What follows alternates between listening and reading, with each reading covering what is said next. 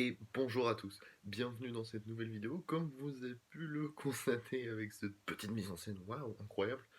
Et ben on a du nouveau là, le dernier étage a un petit peu changé. Bon, manga Evangelion, la Perfect Edition toute récente, tome 1 à 4, je vais bientôt avoir le 5 et le 6, 7, ils sortent pas tout de suite du coup, un peu de temps. Et puis les premiers mangas Steins Gate, d'ailleurs, avant de commencer la vidéo, le sujet de la vidéo principale, donc Conan, le fils du futur, épisode 7 et 8. Parlons un petit peu de Steins Gate rapidement. Alors Steins Gate, je l'ai vu assez récemment, entre la dernière vidéo justement et celle-ci, et j'ai très envie d'en parler. Steins Gate est devenu très rapidement mon animé favori, alors que c'était Evangelion pendant très longtemps. Après, je dirais visionnage de près de 30 animés différents entre le temps où j'ai regardé Evangelion et Steins Gate. Evangelion n'a jamais été inquiété à la première place de mon classement personnel. Mais Steins Gate est venu lui prendre cette première place très rapidement. Et c'est pour ça que cet animé va s'inclure dans le format vidéo des animés euh, après Conan et Evangelion. Je vous avais dit qu'on allait faire dans l'ordre. Conan, donc Evangelion, puis Psycho Pass et Violet Evergarden dans leur ordre de sortie. Et bah simplement Steins Gate va s'inclure après Evangelion et avant évidemment Psycho Pass. Ne vous inquiétez pas, Psycho Pass et Violet Evergarden vont juste être retardés, mais vont quand même être présentés. Bon, voilà, je rentre pas dans les détails. Steins Gate, vous connaissez pas. On va en parler de toute façon en temps voulu dans plusieurs mois. Euh, mais donc, rentrons dans la vidéo qui. Alors aujourd'hui, on va parler de Conan, le fils du futur. On reprend hein, évidemment Conan, épisode 7 et 8. Et on commence par l'épisode 7, nommé La Poursuite, qui sort le 23 mai 1978. Alors évidemment, hein, comme vous vous doutez, c'est toujours Nippon Animation, c'est toujours Hayao Miyazaki bien sûr à la réalisation. Ça n'a évidemment pas changé. Et on reprend là où on a laissé notre petit Conan. C'est-à-dire qu'on a le capitaine Dice qui a voulu sauver Lana et qui a réussi à sauver Lana, à l'extraire de sa prison, et il est parti en courant vers le Barracuda avec donc Jimsy et tout son équipage pour partir. Mais évidemment, Conan est toujours enfermé et lui n'est pas libéré dans un premier temps. Et c'est là où on avait laissé Conan et tous les autres à la fin de l'épisode 6. Donc juste après ça, du coup, on a Conan qui essaie désespérément de sortir de la cellule en frappant un peu partout et sur les murs, mais il n'y arrive pas. Tandis que Lana, Dice, Gypsy et les autres s'en vont vers les mers et sont poursuivis dans un premier temps par Lepka à bord de deux bateaux. Lepka qui s'est fait avoir et qui va finalement perdre le contrôle de son bateau dans le brouillard et donc va perdre de vue le Barracuda. Ils vont revenir du coup à Industria et vont se relancer à la poursuite du Barracuda avec cette fois-ci un cuirassé de guerre et l'hydravion, qui va demander du coup une quantité d'énergie assez importante. C'est pour ça qu'il va demander aux vieux sages. Et à ce moment-là, les vieux sages vont être cible d'un complot, je dirais presque par Lepka. Lepka qui envisage de s'en débarrasser purement et simplement le jour où il aura l'énergie solaire et qu'il aura vraiment plus besoin d'eux. Parce qu'il dit qu'il a besoin de l'énergie nucléaire et donc des vieux sages qui maîtrisent cette énergie nucléaire pour arriver à ses fins. Un petit peu avant ce passage, on a quelque chose d'assez froid de la part d'un des personnages antagonistes de l'univers, c'est-à-dire Monsri, qui là traite de plus en plus, et ça se confirme encore plus dans ce début d'épisode 7, Conan comme un vulgaire animal, limite du bétail. On le voit parce qu'elle va interdire le gardien de la prison de nourrir et donner donc de donner à manger et donner à boire Conan, en disant c'est comme ça qu'on élève les animaux. Et là tu te dis bon d'accord très bien, c'est un jeune garçon, c'était limite encore un enfant, mais après ça tout va bien. Donc Monsri est vraiment montré comme un personnage vraiment très méchant. Et, et j'ai presque envie de dire que quel est le plus grand antagoniste? Bon, on pourrait dire que c'est Lepka dans un premier temps. C'est vrai que c'est Lepka l'antagoniste principal et ça se confirmera par la suite. Mais Monsri, on va dire, pas mal également.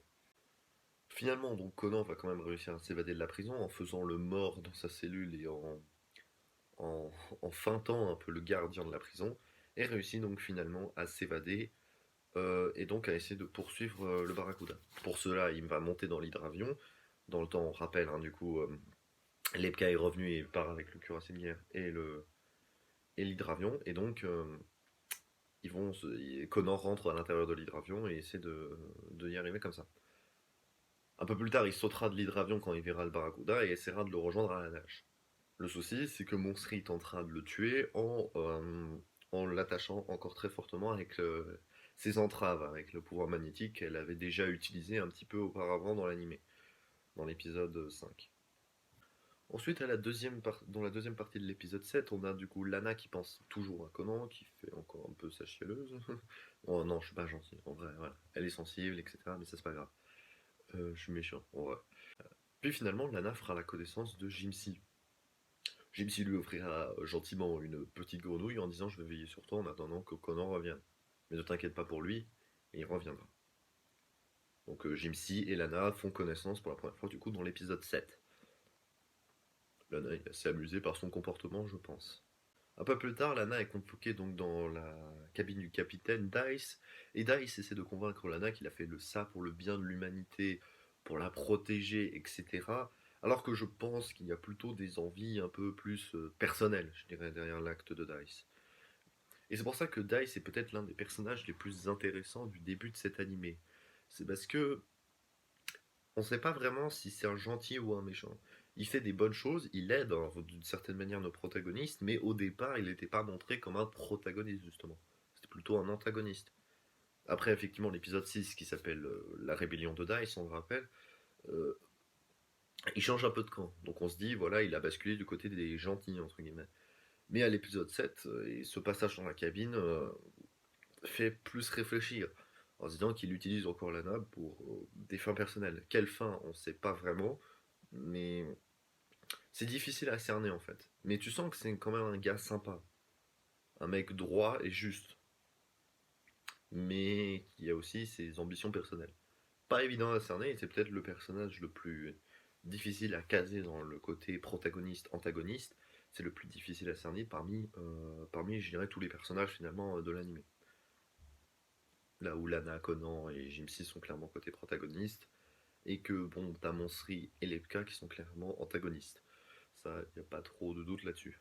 Encore une fois, juste à la toute fin de l'épisode 7, lorsque Conan est toujours accroché au bateau, là on sent déjà encore une fois un pouvoir télépathique entre les deux. Lana entend Conan qui l'appelle, mais le voit pas. Gypsy dit mais tu dois arriver, c'est n'importe quoi, tu peux pas l'entendre, etc. Mais pourtant elle a bien entendu. La télépathie encore est présente. En l'occurrence, un tout petit peu plus tard, mais dans l'épisode 8, ça va se confirmer définitivement cette idée de pouvoir télépathique entre les deux, qu'on avait bien imaginé et qui est de plus en plus insisté au fur et à mesure de l'animé, va être définitivement prouvé et même carrément dit directement à l'intérieur de la deuxième partie de l'épisode 8. J'y reviens juste après. L'épisode 8, L'Envol, qui est diffusé sur la NHK encore une fois le 30 mai 1978, et donc dans cette toujours va dans la même continuité. Conan n'a donc pas réussi à monter sur le Barracuda une première fois, et le Barracuda continue à aller de l'avant en mettant Lana attachée à la proue du bateau pour éviter que Lepka le tienne dessus. En l'occurrence, ça ne marche pas, Lepka tire quand même, mais on sait qu'avec un plan qui est à côté, que Lepka sait évidemment que Lana est sur le bateau et qu'il veut pas tirer sur le bateau. C'est un peu des tirs pour faire peur, quoi. C'est ce qu'il dit directement. Parce que tout est un peu expliqué quand même hein, dans l'animé pour qu'on n'ait pas trop de doutes. Ça reste quand même, on le rappelle, un animé qui est assez pour les petits, donc enfin pour les petits, pas pour les petits, mais pour les enfants plus jeunes. C'est un peu l'époque, c'est un peu la mode, c'est les années 70, etc. Il y en a eu plein des animes comme ça, et aussi dans les années 80. Donc finalement, bah, Dice décide simplement, purement et simplement de faire demi-tour et de revenir sur ses pas. Ce qui va le remettre sur la trajectoire de Conan, et Conan va tenter pour la deuxième fois de monter sur le bateau. Cette fois-ci, Lana, qui est toujours attachée à la proue, va réussir à se défaire des cordes et va aller sauver Conan avec un petit bateau auxiliaire. C'est assez comique hein, finalement parce que il y a donc Dice, puis Jimsy et puis d'autres membres de l'équipage du bateau qui vont essayer de empêcher Lana de choper Conan et sans voir que Conan rien, c'est juste pour empêcher que Lana se barre. Mais Jimsy, il essaie de faire tomber le capitaine Dice, mais il n'y arrive pas, il se fait retenir par le pied par d'autres membres, par le bras droit notamment du capitaine. C'est assez marrant comme scène. Et puis finalement, le cuirassé de Lepka finit par arriver et sectionne la corde en deux, ce qui permet du coup à Lana et à Conan de partir sur le bateau auxiliaire dans l'autre direction, tandis que le cuirassé fait un abordage sur le Barracuda et fait donc prisonnier, arrête tous les membres de l'équipage. Sachant que Lepka a dit clairement plusieurs fois que le capitaine Dice va être condamné à mort hein, pour sa trahison, on a un peu de dire hein, comment ça va se finir pour eux. Difficile à dire, pour l'instant nous ne le savons pas, nous le saurons certainement dans les épisodes futurs. Comment cela va tout se terminer. Moi je sais déjà, mais chut. Juste après, du coup, finalement, le cuirassé se met à la poursuite du bateau auxiliaire, et puis le bateau est abattu, et Conan et Lana se retrouvent dans l'eau. Là, l'épisode fait sa petite pause habituelle, et on passe dans la deuxième partie, où Conan se retrouve coincé sous l'eau. Me demandez pas comment c'est possible, parce que franchement, c'est impossible qu'il soit coincé. D'un point de vue physique, il y a un problème. Hein. Parce que vu qu'il a ses mains qui sont collées l'une à l'autre, qu'il a jamais pu les séparer, il peut pas avoir quelque chose coincé à l'intérieur de lui. Ou alors, le machin, il lui a traversé le bras à un moment donné. Bon voilà, petite incohérence, hein, c'est pas possible ce qui est arrivé, mais au pire, c'est de l'ordre, encore une fois, du détail. C'est pas très très important, on va pas se mentir. C'est surtout une très belle scène parce que Conan essaie désespérément de se libérer, etc. Tandis que Lana l'aide en respirant. Finalement, Conan arrive à se libérer et va sauver Lana qui s'est presque noyée en voulant sauver Conan. Très belle scène, encore une fois, entre les deux qui nouent leur complicité. Et c'est justement dans cette deuxième partie de l'épisode 8, quand ils vont se retrouver sur la plage de cette fameuse île, ils vont se retrouver avec le grand désert, et c'est là où Lana et Conan vont dire ah mais je t'ai entendu sous l'eau etc machin et Lana va dire on communiquait par pensée, ça s'appelle la télépathie. Donc là c'est clairement dit directement. On l'avait déjà deviné à plusieurs occasions, comme je l'ai déjà dit sur les vidéos précédentes, de cette communication entre Lana et Conan. Bon là, voilà, si on l'avait pas encore deviné à ce moment-là, bon là maintenant c'est clairement dit, c'est dit directement dans les dialogues de l'épisode 8. Donc voilà, le doute n'est plus trop permis. Mais je pense qu'on l'avait déjà assez vite compris, finalement, assez tôt. Même à l'épisode précédent encore, et dans les épisodes 5 aussi, 4, 6 aussi, je crois. Je me rappelle plus de tous les passages, mais c'est quand même présent à plusieurs reprises, dès leur première rencontre aussi. Et donc, on va s'arrêter sur une dernière chose que j'avais envie de parler sur cet alibi, c'est l'île sur laquelle ils atterrissent. Enfin, ils atterrissent, ils échouent plutôt. Et il y a un aspect qui est très très étrange. C'est tous ces chars d'assaut qui sont présents partout. Alors ils sont clairement là pour indiquer une chose. Vestige de la Troisième Guerre mondiale. Ça, je pense qu'on avait compris, c'était pas le point le plus intéressant que j'avais envie de développer. Mais c'est surtout la position des chars et leur état. Parce que leur état, ils sont juste enlisés dans le sable, certains sont enfoncés dans le sable, mais ils n'ont pas l'air très abîmés. Les canons sont nickel, les chaînes aussi, ils ont l'air d'être techniquement fonctionnels en termes de carrosserie, c'est juste qu'ils ne doivent plus marcher vu que ils ont été complètement pris dans le sable depuis près de 20 ans. Comme vous le savez certainement, le sable dans un désert, ça bouge pas mal, assez rapidement. Les dunes se reforment, se déforment, etc. Et donc, maintenant que certains sont complètement enlisés dans le sable, ils doivent plus marcher. Mais ils n'ont pas l'air d'avoir été détruits par une arme ou quelque chose comme ça. Et ce qui est assez curieux, c'est que il y a des cadavres, hein, donc des squelettes, enfin, pas des cadavres, hein, juste des squelettes qui sont présents dans les chars d'assaut. Il y a une petite séquence qu'on voit où Conan ouvre le toit d'un des chars et on voit qu'il y a des squelettes à l'intérieur. Mais les chars n'ont jamais été détruits, ils n'ont pas l'air d'être détruits. De plus, tous les canons des chars pointent vers le ciel. Alors qu'est-ce qui s'est passé? Et c'est justement toute la question que ça pose. Qu'est-ce qui s'est passé à ce moment-là? On n'a pas d'élément de réponse, en tout cas pas pour l'instant. Je sais plus s'il y a un élément de réponse plus tard. Je vais me remémorer en revoyant encore une fois les épisodes suivants pour avoir une certitude, mais je crois pas, il me semble pas qu'il y ait d'explication plus tard sur ce qui s'est passé exactement à ce moment-là.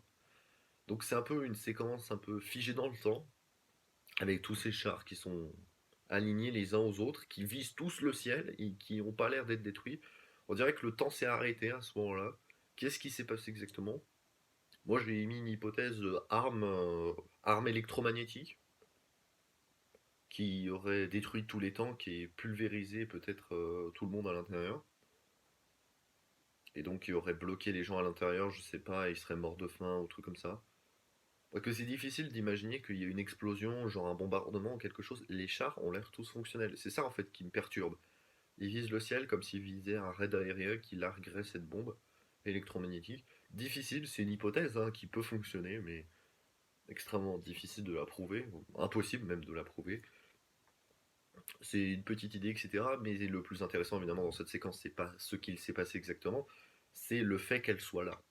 Les vestiges de la guerre montraient aussi qu'une forme de nature, donc là par le désert, par le sable qui prend un peu le dessus et qui progressivement va effacer la présence humaine et notamment la présence négative humaine, c'est-à-dire par la destruction et la mort, par la guerre donc.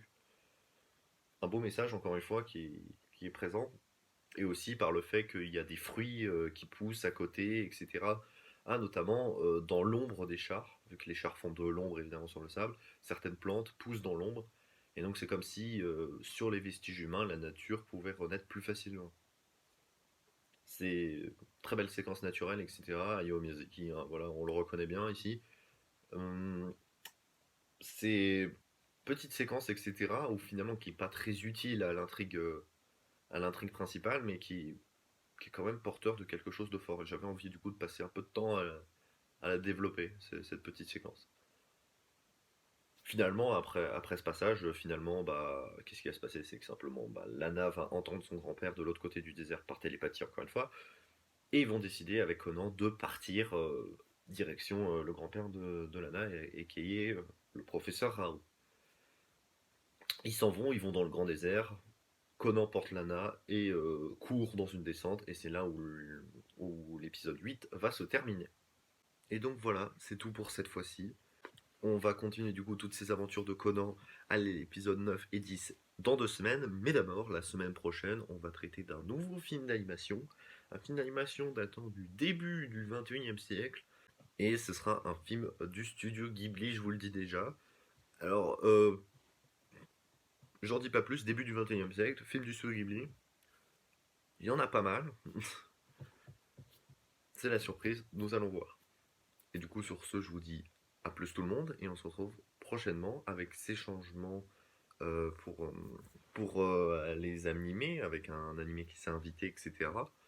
Steins Gate, qu'on aura le temps de développer. Mais d'abord, on finit Conan, bien sûr, et on parlera d'Evangélion d'abord, et de tous les films Evangélion, etc. On parlera de Steins Gate une autre fois, mais si vous connaissez cet animé, vous savez certainement pourquoi je veux le développer. C'est un animé extrêmement fort, extrêmement bon.